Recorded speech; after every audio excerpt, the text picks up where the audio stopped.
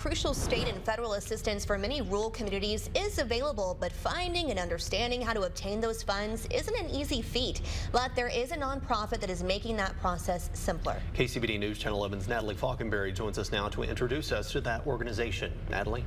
Case and Shaley, Texas Rural Funders is an organization that understands the struggles that rural communities face when it comes to applying for grants.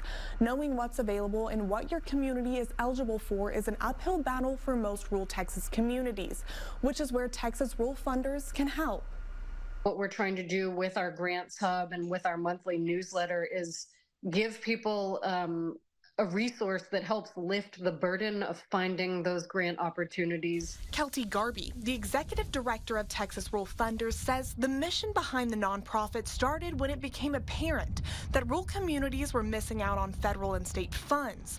For most small rural communities like Slayton, they simply don't have the staff to file applications. A town the size of Lubbock probably does have somebody that's their job. We don't.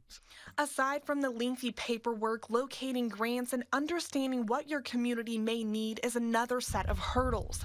Garby says educating local leadership is vital for thriving rural communities. A lot of that is focused on making sure that rural communities know what they're eligible for, know what the opportunities are that are coming from the federal and the state government, and also that they participate in the processes. Clifton Shaw, the mayor of Slayton, says without professionals that understand grant programs, communities like Slayton could not sustain growth.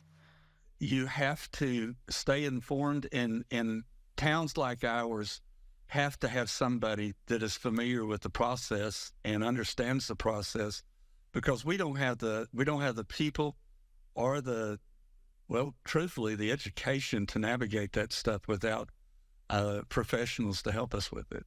After the November election in Texas, multiple grants for rural communities were passed.